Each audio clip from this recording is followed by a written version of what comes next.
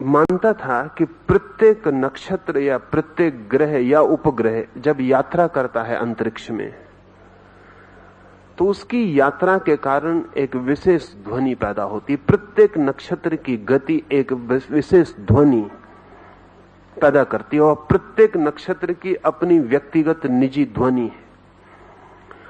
और इन सारे नक्षत्रों की ध्वनियों का एक तालमेल है जिसे वो विश्व की संगीत बद्धता, हार्मनी कहता था।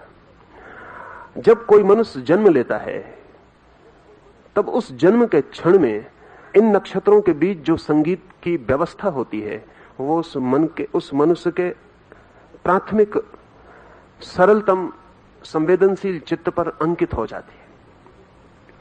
वही उसे जीवन भर स्वस्थ और अस्वस्थ करती है। जब भी वो अपनी उस मौलिक जन्म के साथ पाई गई संगीत व्यवस्था के साथ तालमेल बना लेता है तो स्वस्थ हो जाता है, और जब उसका तालमेल छूट जाता है तो अस्वस्थ हो जाता है। पैरासिलस ने इस संबंध में बड़ा महत्वपूर्ण काम किया। वो किसी मरीज को दवा नहीं देता था जब तक उसकी जन्म कुंडली ना देख ले। और बड़ी हैरानी की बात है कि पैरासिलस ने जन्म कुंडलियां देखकर ऐसे मरीजों को ठीक किया जिनको चिकित्सक कठिनाई में पड़ गए थे और ठीक नहीं कर पाते थे। उसका कहना था, जब तक मैं ये ना जान लूं कि ये व्यक्ति किन नक्षत्रों की स्थिति में पैदा हुआ है, तब तक इसके अंतर संगीत के सूत्र को भी पकड़ना संभव नहीं है। और जब तक मैं ये ना जान लूं कि इसके अंतर संगीत की व्यवस्था क्या है, तो इसे कैसे हम स्वस्थ करें। क्योंकि स्वास्थ्य का क्या अर्थ है, इसे थोड़ा समझ लें। अगर साधारणतः हम चिकित्सक से पूछें कि स्वास्थ्य का क्या अर्थ है, तो वो इतना ही कहेगा, बीमारी का न होना। पर उसकी परिभाषा निगेटिव है, नकारात्मक है। और यह दुखद बात है कि स्वास्थ्य की परिभाषा हमें बीमारी से करनी पड़े। स्वास्थ्य तो पॉजिटिव चीज है, बीमारी निगेटिव है, नकारात्मक है। स्वास्थ्य तो स्वभाव है, बीमारी तो आक्रमण है। तो स्वास्थ्य की परिभाषा हमें बीमारी से करनी पड़े, यह बात अजीब है। घर में रहने वाले की परिभाषा मेहमान से करनी पड़े तो बात अजीब है। स्वास्थ्य तो हमारे साथ है, बीमारी कभी होती है। स्वास्थ्य तो हम लेकर पैदा होते हैं, बीमारी उस पर आती है। पर हम स्वास्थ्य की परिभाषा अगर चिकित्सकों से पूछें तो वो यही कह पाते हैं कि बीमारी नहीं है तो स्वस्थ है। पैरासिलस कहता था ये व्याख्या गलत है, स्वास्थ्य की पॉजिटिव डेफिनेशन होनी चाहिए। पर उस पॉजिटिव डेफिनेशन को, उस विधायक व्याख्या को कहां से पकड़ेंगे। तब पैरासिलस कहता था, जब तक हम तुम्हारे अंतर्निहित संगीत को न जान लें, वही तुम्हारा स्वास्थ्य है, तब तक हम ज्यादा से ज्यादा तुम्हारी बीमारियों से तुम्हारा छुटकारा करवा सकते हैं। लेकिन हम एक बीमारी से तुम्हें छुड़ाएंगे और तुम दूसरी बीमारी को तत्काल पकड़ लोगे, क्योंकि तुम्हारे भीतरी संगीत के संबंध में कुछ भी नहीं किया जा सका। असली बात तो वही थी कि तुम्हारा भीतरी संगीत स्थापित हो जाए। इस संबंध में पैरासिलस को हुए तो कोई 500 वर्ष होते हैं। उसकी बात भी खो गई थी। लेकिन अब पिछले 20 वर्षों में 1950 के बाद दुनिया में ज्योतिष का पुनर्आविर्भाव हुआ है। और आपको जान के हैरानी होगी कि कुछ नए विज्ञान पैदा हुए हैं जिनके संबंध में कुछ आपसे कह दूं तो फिर पुराने विज्ञान को समझना आसान हो जाएगा। 1950 में एक नई साइंस का जन्म हुआ। उस साइंस का नाम है कॉस्मिक केमिस्ट्री, ब्रह्म रसायन। उसको जन्म देने वाला आदमी है जियाजार्जी गियोर्डी। यह आदमी इस सदी के कीमती से कीमती थोड़े से आदमियों में एक है। इस आदमी ने वैज्ञानिक आधारों पर प्रयोगशालाओं में अनंत प्रयोगों को करके यह सिद्ध किया है कि जगत, पूरा जगत एक ऑर्गेनिक यूनिटी है। पूरा जगत एक शरीर है। और अगर मेरी उंगली बीमार पड़ जाती है तो मेरा पूरा शरीर प्रभावित होता है। शरीर का अर्थ होता है कि टुकड़े अलग अलग नहीं है, संयुक्त हैं, जीवंत रूप से इकट्ठे हैं। अगर मेरी आंख में तकलीफ होती है तो मेरे पैर का अंगूठा भी अनुभव करता है। और अगर मेरे पैर को चोट लगती है तो मेरे हृदय को भी खबर मिलती है। और अगर मेरा मस्तिष्क रुग्ण हो जाता है तो मेरा शरीर पूरा का पूरा बेचैन हो जाएगा। और अगर मेरा पूरा शरीर नष्ट कर दिया जाए तो मेरे मस्तिष्क को खड़े होने के लिए जगह मिलनी मुश्किल हो जाएगी। मेरा शरीर एक ऑर्गेनिक यूनिटी है, एक एकता है, जीवंत। उसमें कोई भी एक चीज को छुओ तो सब प्रवाहित होता है, सब प्रभावित हो जाता है। कॉस्मिक केमिस्ट्री कहती है कि पूरा ब्रह्मांड एक शरीर है। उसमें कोई भी चीज अलग अलग नहीं है, सब संयुक्त है। इसलिए कोई तारा कितने ही दूर क्यों ना हो, वो भी जब बदलता है तो हमारे हृदय की गति को बदल जाता है। और सूरज चाहे कितने ही फासले पे क्यों ना हो, जब वो ज्यादा उत्तप्त होता है तो हमारे खून की धाराएं बदल जाती हैं। हर 11 वर्षों में,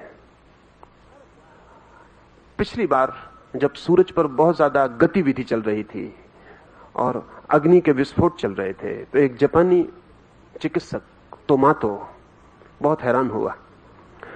वो चिकित्सक स्त्रियों के खून पर निरंतर काम कर रहा था 20 वर्षों से।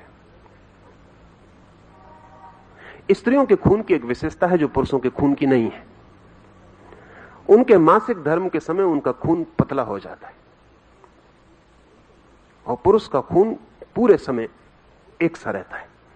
स्त्रियों का खून मासिक धर्म के समय पतला हो जाता है, या गर्भ जब उनके पेट में होता है तब उनका खून पतला हो जाता है। पुरुष और स्त्री के खून में एक बुनियादी फर्क तोमोतो अनुभव कर रहा था। लेकिन जब सूरज पर बहुत जोर से तूफान चल रहे थे आणविक शक्तियों के, हर 11 वर्ष में चलते हैं, तो वो चकित हुआ कि पुरुषों का खून भी पतला हो जाता है। जब सूरज पर आणविक तूफान चलता है तब पुरुष का खून भी पतला हो जाता है। ये बड़ी नई घटना थी, ये इसके पहले कभी रिकॉर्ड नहीं की गई थी कि पुरुष के खून पर सूरज पर चलने वाले तूफान का कोई प्रभाव पड़ेगा। और अगर खून पर प्रभाव पड़ सकता है तो फिर किसी भी चीज पर प्रभाव पड़ सकता है। एक दूसरा अमेरिकन विचारक है फ्रैंक ब्राउन। वो अंतरिक्ष यात्रियों के लिए सुविधाएं जुटाने का काम करता रहा है। उसकी आधी जिंदगी अंतरिक्ष में जो मनुष्य यात्रा करने जाएंगे उनको तकलीफ ना हो इसके लिए काम करने की रही है। सबसे बड़ी विचारणीय बात यही थी कि पृथ्वी को छोड़ते ही अंतरिक्ष में न मालूम कितने प्रभाव होंगे, न मालूम कितनी धाराएं होंगी रेडिएशन की, किरणों की, वो आदमी पर क्या प्रभाव करेंगी। लेकिन 2000 साल से ऐसा समझा जाता रहा है अरस्तु के बाद पश्चिम में कि अंतरिक्ष शून्य है, वहां कुछ है ही नहीं। 200 मील के बाद पृथ्वी पर हवाएं समाप्त हो जाती हैं और फिर अंतरिक्ष शून्य है। लेकिन अंतरिक्ष यात्रियों की खोज ने सिद्ध किया कि वो बात गलत है। अंतरिक्ष शून्य नहीं है, बहुत भरा हुआ है। और ना तो शून्य है ना मृत है, बहुत जीवंत है। सच तो यह है कि पृथ्वी की 200 मील की हवाओं की परतें सारे प्रभावों को हम तक आने से रोकती हैं। अंतरिक्ष में तो अद्भुत प्रवाहों की धाराएं बहती रहती हैं। उनको आदमी सह पाएगा या नहीं, आप जान के हैरान होंगे और हंसेंगे भी कि आदमी को भेजने के पहले ब्राउन ने आलू भेजे अंतरिक्ष में, क्योंकि ब्राउन का कहना है आलू और आदमी में बहुत भीतरी फर्क नहीं है। अगर आलू सड़ जाएगा तो आदमी नहीं बच सकेगा, और अगर आलू बच सकता है तो ही आदमी बच सकेगा। आलू बहुत मजबूत प्राणी है और आदमी तो बहुत संवेदनशील है। अगर आलू भी नहीं बच सकता अंतरिक्ष में और सड़ जाएगा तो आदमी के बचने का कोई उपाय नहीं। अगर आलू लौट आता है जीवंत, मरता नहीं है, और उसे जमीन में बोने पर अंकुर निकल आता है, तो फिर आदमी को भेजा जा सकता है। तब भी डर है कि आदमी सह पाएगा या नहीं। इससे एक और हैरानी की बात ब्राउन ने सिद्ध की कि आलू जमीन के भीतर पड़ा हुआ या कोई भी बीज जमीन के भीतर पड़ा हुआ भी बढ़ता है सूरज के ही संबंध में। सूरज ही उसे जगाता उठाता है, उसके अंकुर को पुकारता और ऊपर उठाता है। ब्राउन एक दूसरे शास्त्र का अन्वेषक है और उस शास्त्र को अभी ठीक ठीक नाम मिलना शुरू हो रहा है, लेकिन अभी उसे कहते हैं प्लेनेटरी हेरेडिटी, उपग्रही वंशानुक्रम। अंग्रेजी में शब्द है होरोस्कोप, वो यूनानी होरोस्कोपस का रूप है। होरोस्कोप यूनानी शब्द का अर्थ होता है मैं देखता हूं जन्मते हुए ग्रह को, शब्द का अर्थ होता है। असल में जब एक बच्चा पैदा होता है तब उसी समय पृथ्वी के चारों ओर क्षितिज पर अनेक नक्षत्र जन्म लेते हैं, उठते हैं, जैसे सूरज उठता है सुबह, जैसे सुबह सूरज उगता है सांझ डूबता है, ऐसे ही 24 घंटे अंतरिक्ष में नक्षत्र उगते हैं और डूबते हैं, जब एक बच्चा पैदा हो रहा है, समझे सुबह 6 बजे बच्चा पैदा हो रहा है, वही वक्त सूरज भी पैदा हो रहा है, उसी वक्त और कुछ नक्षत्र पैदा हो रहे हैं, कुछ नक्षत्र डूब रहे हैं, कुछ नक्षत्र ऊपर हैं, कुछ नक्षत्र उतार पर चले गए, कुछ नक्षत्र चढ़ाव पर हैं। ये बच्चा जब पैदा हो रहा है तब अंतरिक्ष में नक्षत्रों की एक स्थिति है।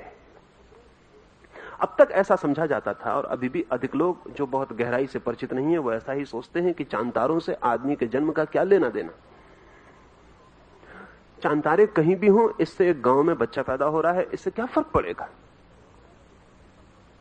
फिर वे ये भी कहते हैं कि एक ही बच्चा पैदा नहीं होता, एक तिथि में एक नक्षत्र की स्थिति में लाखों बच्चे पैदा होते हैं, उनमें से एक प्रेसिडेंट बन जाता है किसी मुल्क का, बाकी तो नहीं बन पाते। एक उनमें से 100 वर्ष का होकर मरता है, दूसरा 2 दिन का ही मर जाता है। एक उसमें से बहुत बुद्धिमान होता है और एक निर्बुद्धि रह जाता है। तो साधारण देखने पर पता चलता है कि इन ग्रह नक्षत्रों की स्थिति का किसी के बच्चे के पैदा होने से हॉरोस्कोप से क्या संबंध हो सकता है।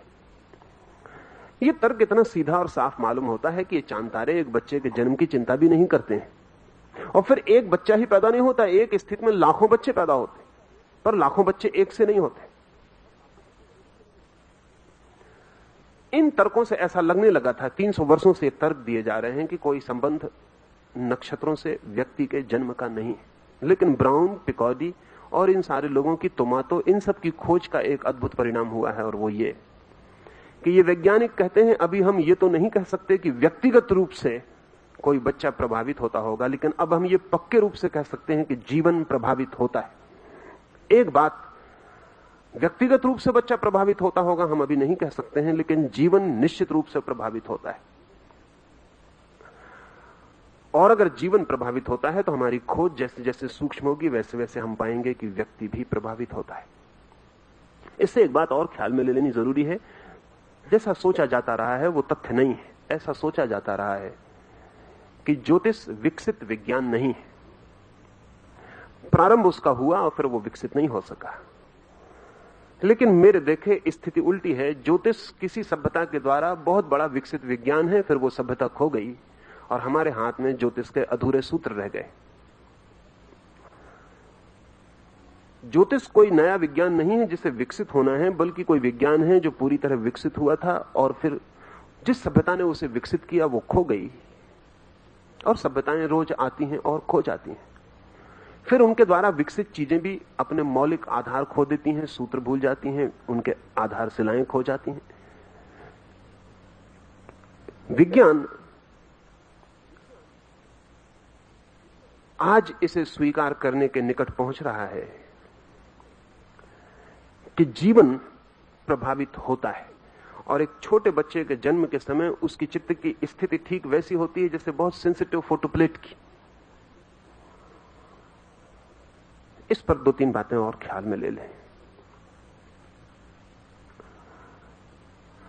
ताकि समझ में आ सके कि जीवन प्रभावित होता है, और अगर जीवन प्रभावित होता है तो ही ज्योतिष की कोई संभावना निर्मित होती, अन्यथा निर्मित नहीं होती।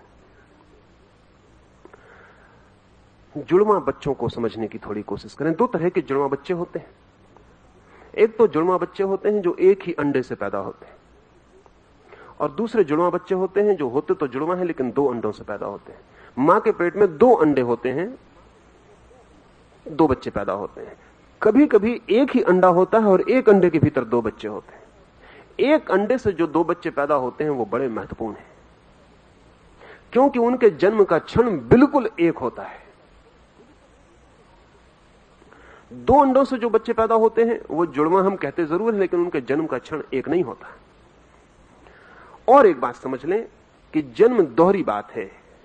जन्म का पहला अर्थ तो है गर्भाधारण। ठीक जन्म तो उस दिन होता है जिस दिन मां के पेट में गर्भ आरोपित होता है। ठीक जन्म, जिसको आप जन्म कहते हैं, वो नंबर 2 का जन्म है, जब बच्चा मां के पेट से बाहर आता है।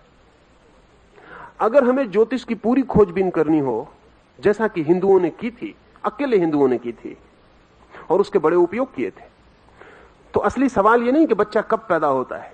असली सवाल यह है कि बच्चा कब गर्भ में प्रारंभ करता है अपनी यात्रा, गर्भ कब निर्मित होता है, क्योंकि ठीक जन्म वही है। इसलिए हिंदुओं ने तो यह भी तय किया था कि ठीक जिस भांति के बच्चे को जन्म देना हो, उस भांति के ग्रह नक्षत्र में यदि संभोग किया जाए और गर्भाधारण हो जाए तो उस तरह का बच्चा पैदा होगा। अब इसमें मैं थोड़ा पीछे आपको कुछ कहूंगा